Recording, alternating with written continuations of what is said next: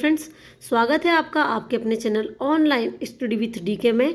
तो आज हम आपके लिए लेकर आए हैं एसटीएट पीआरटी हिंदी का चौथा पार्ट, जो कि परीक्षा की दृष्टि से बहुत ही महत्वपूर्ण है। तो चलिए देखते हैं। आज का हमारा पहला प्रश्न है, इनमें से किस शब्द में आ प्रत्यय का प्रयोग नहीं हुआ है। जी हाँ, आपसे पूछा गया है कि इनमें से वहाँ कौन सा शब्द है जिसमें आ प्रत्यय का प्रयोग नहीं हुआ है। सर्प, गायक, राघव या कटाई। तो आंसर हो जाएगा हमारा कटाई। कटाई में कौन सा प्रत्यय लगा हुआ है? कटाई में प्रत्यय हो जाएगा हमारा आई। कटाई में कौन सा प्रत्यय होगा? आई। बाकी सर्प क्या है? एक मूल शब्द है। और गायक में अग प्रत्यय होगा और राघव में आ प्रत्यय होगा। चलिए आगे बढ़ते हैं। अगला क्वेश्चन है, भुलावा शब्द में कौन सा प्रत्यय है। जी हाँ, यहाँ पे आपको बताना है कि भुलावा शब्द में कौन सा प्रत्यय है। वा, लावा, कोई नहीं या आवा। तो भुलावा शब्द में प्रत्यय हो जाएगा हमारा आवा। ऑप्शन नंबर चौथा हमारा आंसर हो जाएगा, क्योंकि यहाँ पर भूला क्या है? एक मूल शब्द है और आवा इसमें प्रत्यय लगा हुआ है। चलिए आगे बढ़ते हैं। अगला क्वेश्चन है, निम्नलिखित में से किस शब्द में ईय प्रत्यय है। जी हाँ, यहाँ पे आपको बताना है कि वहाँ कौन सा शब्द है जिसमें ईय प्रत्यय का प्रयोग हुआ है।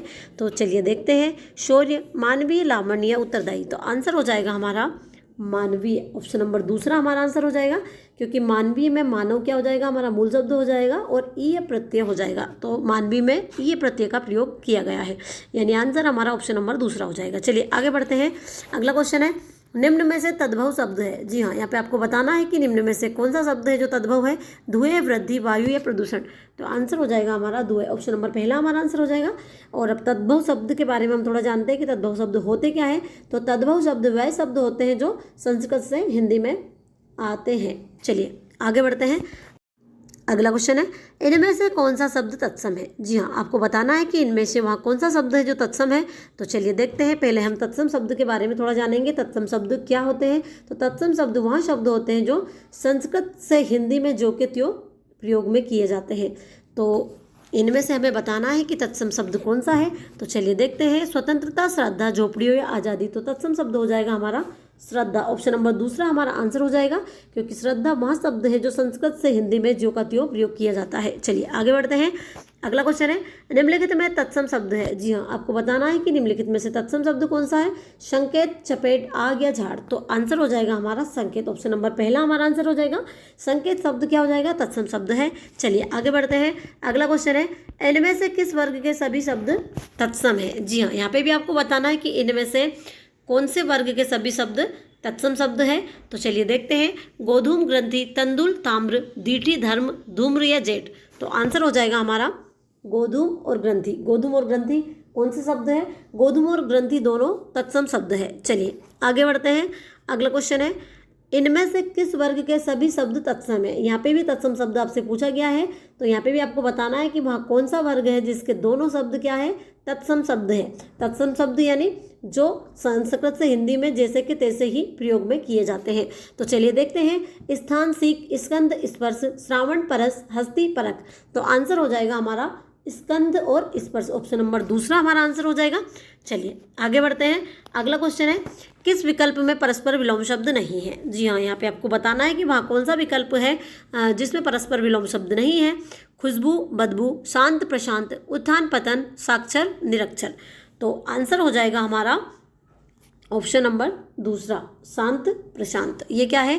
परस्पर विलोम शब्द नहीं है। बाकी खुशबू का बदबू हो जाएगा, उत्थान का पतन हो जाएगा और साक्षर का निरक्षर विलोम शब्द हो जाएगा। तो आंसर क्या होगा हमारा? ऑप्शन नंबर दूसरा हमारा यहाँ पर आंसर हो जाएगा।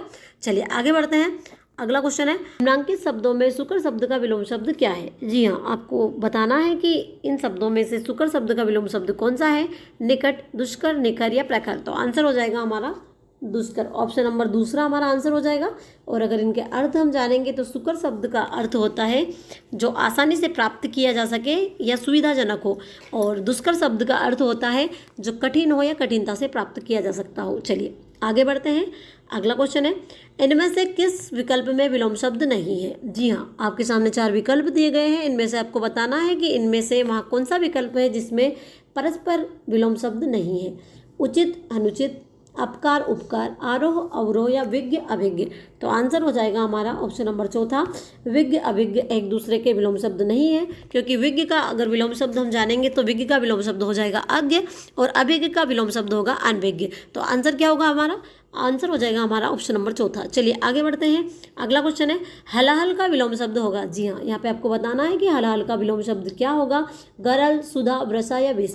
तो आंसर हो जाएगा हमारा सुधा, ऑप्शन नंबर दूसरा हमारा आंसर हो जाएगा, क्योंकि हलाहल यानी होता है विष और सुधा यानी होता है अमृत। तो हलाहल का विलोम शब्द क्या होगा, सुधा, यानी ऑप्शन नंबर दूसरा हमारा आंसर हो जाएगा। चलिए आगे बढ़ते हैं। अगला क्वेश्चन है, कृत्रिम के लिए उचित विलोम शब्द लिखिए। जी हाँ, आपको बताना है कि कृत्रिम के लिए उचित विलोम शब्द क्या है, नकली, नैसर्गिक, कठोर या बनावटी। तो आंसर हो जाएगा हमारा नैसर्गिक, यानी ऑप्शन नंबर दूसरा हमारा आंसर हो जाएगा, क्योंकि कृत्रिम यानी होता है मानव द्वारा निर्मित और नैसर्गिक यानी प्राकृतिक जो चीज़ होती है उसे नैसर्गिक कहते हैं। चलिए आगे बढ़ते हैं। अगला क्वेश्चन है, निम्नलिखित में से समुद्र का पर्यायवाची शब्द नहीं है। जी हाँ, यहाँ पे आपके सामने 4 ऑप्शन दिए गए हैं, इनमें से आपको बताना है कि इनमें से कौन सा वह शब्द है जो समुद्र का पर्यायवाची नहीं है, जलधि, जलज, पारावर या वारिधि। तो आंसर हो जाएगा हमारा जलज, क्योंकि जलज कमल का पर्यायवाची होता है, बाकी जलधि, पारावर और वारिधि ये समुद्र के पर्यायवाची शब्द है। चलिए आगे बढ़ते हैं। अगला क्वेश्चन है, इनमें से कौन सा शब्द स्त्री का पर्यायवाची नहीं है। जी हाँ, यहाँ पे आपको बताना है कि इनमें से वहाँ कौन सा शब्द है जो स्त्री का पर्यायवाची नहीं है, पानी, वनिता, ललना या कामिनी। तो आंसर हो जाएगा हमारा पानी, क्योंकि पानी किसका पर्यायवाची शब्द है, यहाँ हाथ का पर्यायवाची शब्द, यानी पानी, यानी इसका अर्थ क्या होता है, हाथ होता है। बाकी वनिता, ललना और कामिनी ये सभी स्त्री के पर्यायवाची शब्द है। चलिए आगे बढ़ते हैं। अगला क्वेश्चन है, निम्नलिखित शब्दों में नया का पर्यायवाची शब्द किस विकल्प में नहीं है।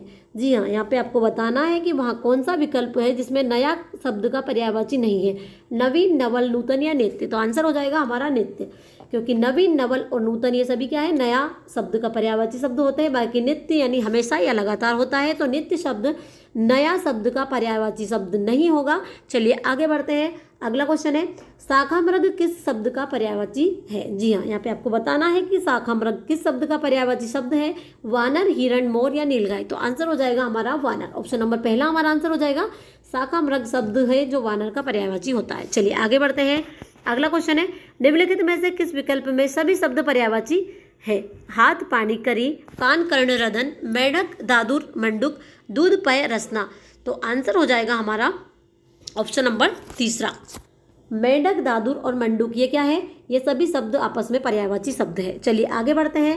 अगला क्वेश्चन है, कलई खुलना मुहावरे का भावार्थ है। जी हाँ, आपको बताना है कि कलई खुलना मुहावरे का भावार्थ क्या है, कपड़े की सिलाई खुल जाना, बर्तन की कलई उतर जाना, रहस्य प्रकट हो जाना या कली को खिलकर फूल बन जाना।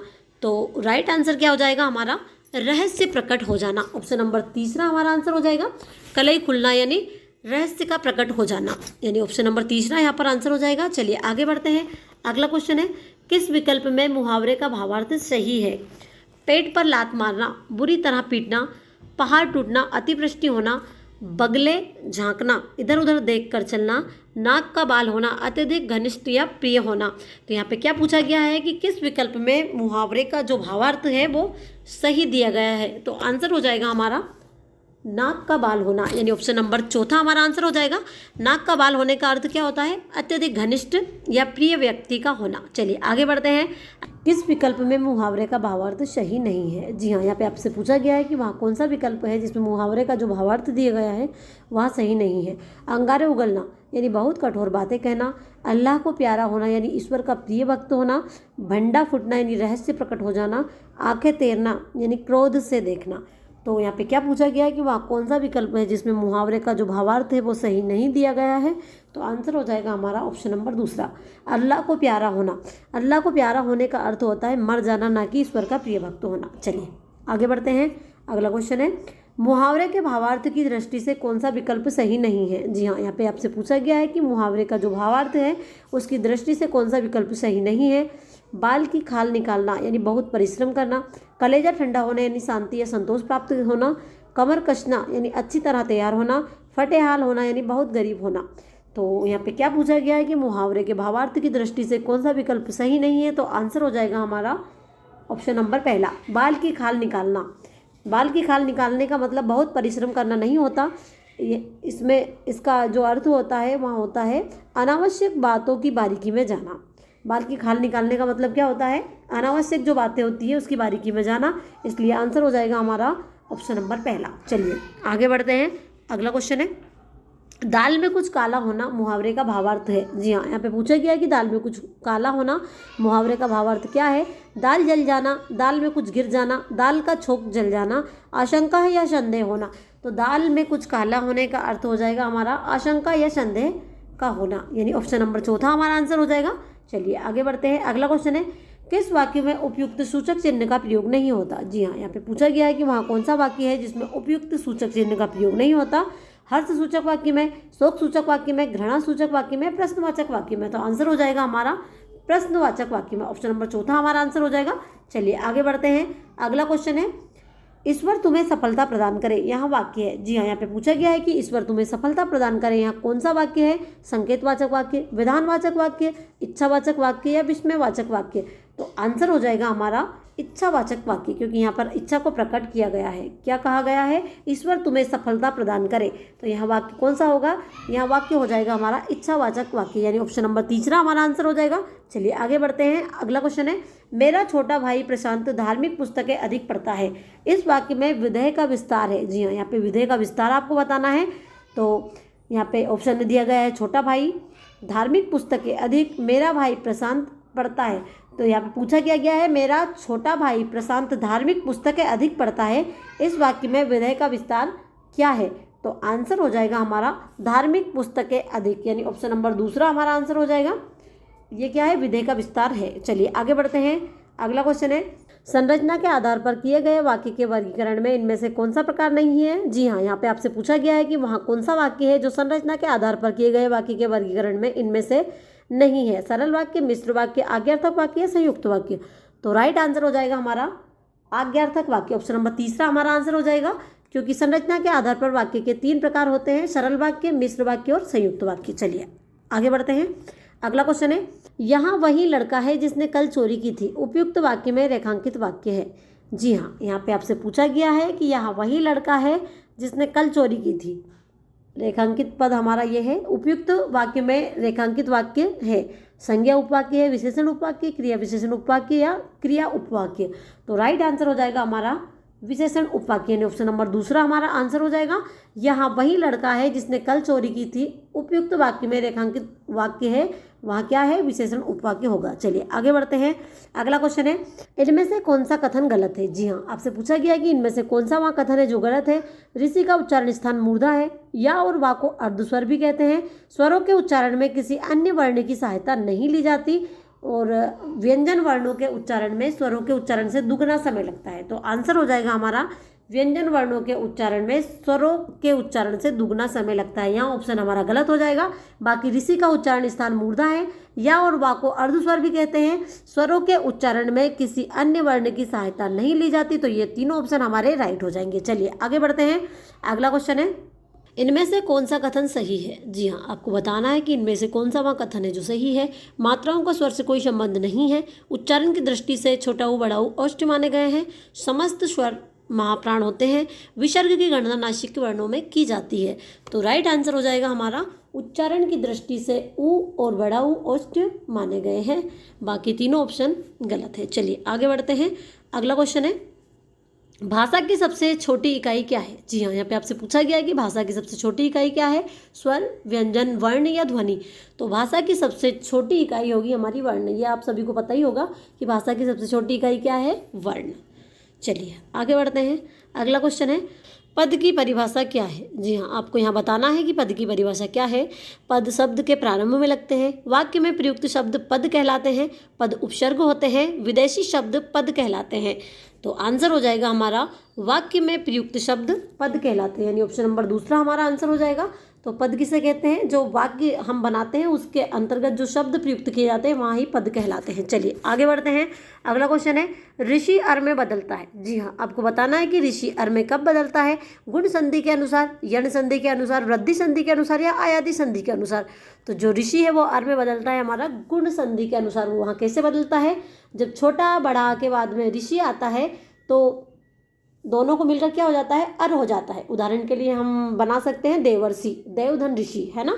चलिए आगे बढ़ते हैं। अगला क्वेश्चन है, इनमें कौन सा शब्द भाववाचक संज्ञा है? जी हाँ, आपको बताना है कि इनमें कौन सा शब्द भाववाचक संज्ञा है। पेड़, पुस्तक, पढ़ाई या रजाई? तो राइट आंसर हो जाएगा हमारा पढ़ाई। पढ़ाई क्या है? भाववाचक संज्ञा है। ऑप्शन नंबर तीसरा हमारा आंसर हो जाएगा। चलिए आगे बढ़ते हैं। अगला क्वेश्चन है, कौन सा शब्द भाववाचक संज्ञा नहीं है? जी हाँ, यहाँ पे पूछा गया है कि कौन सा वहाँ शब्द है जो भाववाचक संज्ञा नहीं है। स्नेह, घृणा, नित्य या सत्य? तो आंसर हो जाएगा हमारा नित्य। ऑप्शन नंबर तीसरा हमारा आंसर हो जाएगा। नित्य क्या है? भाववाचक संज्ञा नहीं है। बाकी स्नेह, घृणा, सत्य ये सभी भाववाचक संज्ञा के अंतर्गत आते हैं। चलिए आगे आगे बढ़ते हैं। अगला क्वेश्चन है, कौन सा शब्द जातिवाचक संज्ञा है? जी हाँ, आपको बताना है कि वहाँ कौन सा शब्द है जो जातिवाचक संज्ञा है। हिमालय, गंगा, पवित्रता या नदी? तो राइट आंसर हो जाएगा हमारा नदी। ऑप्शन नंबर चौथा हमारा आंसर हो जाएगा। नदी क्या है? एक जातिवाचक संज्ञा है। चलिए आगे बढ़ते हैं। अगला क्वेश्चन है, इनमें विशेषण से बना संज्ञा शब्द कौन सा है? जी हाँ, आपको बताना है कि इनमें विशेषण से बना संज्ञा शब्द कौन सा है। ममता, सुंदरता, बालपन या लड़कपन? तो राइट आंसर हो जाएगा हमारा सुंदरता। ऑप्शन नंबर दूसरा हमारा आंसर हो जाएगा। सुंदरता क्या है? विशेषण से बनी संज्ञा है। चलिए आगे बढ़ते हैं। अगला क्वेश्चन है, इनमें विशेषण से बनी भाववाचक संज्ञा कौन सी है? जी हाँ, आपको बताना है कि इनमें से विशेषण से बनी भाववाचक संज्ञा कौन सी है। मातृत्व, शिशुता, छुटपन या बचपन? बपचन। तो आंसर हो जाएगा हमारा छुटपन। ऑप्शन नंबर तीसरा हमारा आंसर हो जाएगा। छुटपन क्या है? भाववाचक संज्ञा है, विशेषण से बनी भाववाचक संज्ञा है। इसका विशेषण अगर बताए तो विशेषण होगा इसका बालक या बचकाना हम बोल सकते हैं। और इससे जो भाववाचक संज्ञा बनती है वो बनती है छुटपन। चलिए आगे बढ़ते हैं। अगला क्वेश्चन है, किस शब्द की संधि सही नहीं है? जी हाँ, आपको बताना है कि वहाँ कौन सा शब्द है जिसकी संधि सही नहीं है। परिधन, इच्छा, परीक्षा, अभिधन, इष्ट, अभिष्ट, वसुधाधन, एव, वसुधैव, विधन, आप्त, व्याप्त? तो राइट आंसर हो जाएगा हमारा अभिधन इष्ट।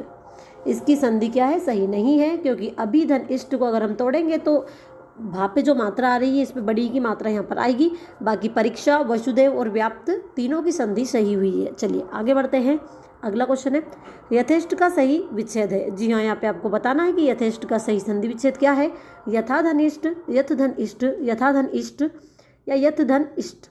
तो राइट आंसर हो जाएगा हमारा यथाधन इष्ट, यानी ऑप्शन नंबर पहला हमारा आंसर हो जाएगा।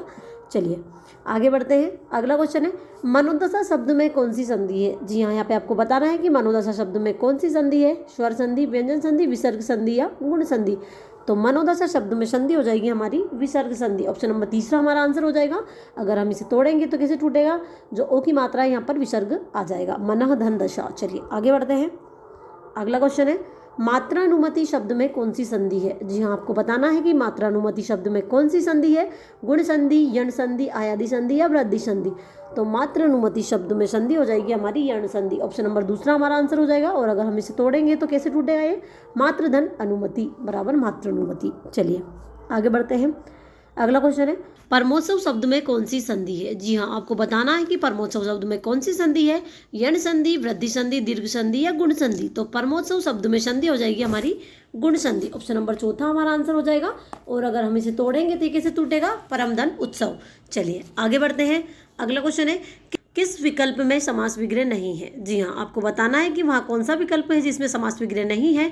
घुड़सवार यानी घोड़े पर सवार, दही बड़ा, दही का बड़ा, मुख्यमंत्री, मुख्य है जो मंत्री, हंस वाहिनी, हंस है वाहन जिसका वहाँ, यानी माता सरस्वती। चलिए देखते हैं। तो इसमें पूछा गया है कि किस विकल्प में समास विग्रह नहीं है, तो वहाँ विकल्प हो जाएगा हमारा दही बड़ा। ऑप्शन नंबर दूसरा हमारा आंसर हो जाएगा, क्योंकि दही बड़ा का अगर हम विग्रह करेंगे तो यह कैसे होगा? दही में डूबा हुआ बड़ा, ना कि दही का बड़ा। चलिए आगे बढ़ते हैं। अगला क्वेश्चन है, किस विकल्प में समास विग्रह सही नहीं है? जी हाँ, आपको बताना है कि वहाँ कौन सा विकल्प है जिसमें समास विग्रह सही नहीं है। जलवायु बराबर जल और वायु, 10 नन 10 है जो आनंद, आजीवन जीवन पर्यंत, सुत पुत्र सुत का पुत्र? तो राइट आंसर हो जाएगा हमारा 10 नन। ऑप्शन नंबर दूसरा हमारा आंसर हो जाएगा 10 है जो आनंद। अगर इसका विग्रह हम करेंगे तो 10 है जो आनंद नहीं होगा, इसका विग्रह होगा 10 है आनंद जिसके, यानी रावण। चलिए आगे बढ़ते हैं। अगला क्वेश्चन है, शिवार्पण शब्द में कौन सा समास है? जी हाँ, यहाँ पर आपको बताना है कि शिवार्पण शब्द में कौन सा समास है। बहुब्री समास, तत्पुरुष समास, कर्मधारय समास या अव्ययी भाव समास? तो राइट आंसर हो जाएगा हमारा तत्पुरुष समास। शिवार्पण में कौन सा समास है? तत्पुरुष समास है। अगर हम इसका विग्रह करेंगे तो क्या होगा, शिव के लिए अर्पण, यानी तत्पुरुष समास के अंतर्गत आ रहा है, इसलिए इसमें तत्पुरुष समास होगा। चलिए आगे बढ़ते हैं। अगला क्वेश्चन है, इनमें से किस समास के पदों में विशेषण विशेषण या उपमेय उपमान का संबंध होता है। जी हाँ, यहाँ पे आपको बताना है कि वहाँ कौन सा समास है जिसके पदों में विशेषण विशेषण या उपमेय उपमान का संबंध होता है।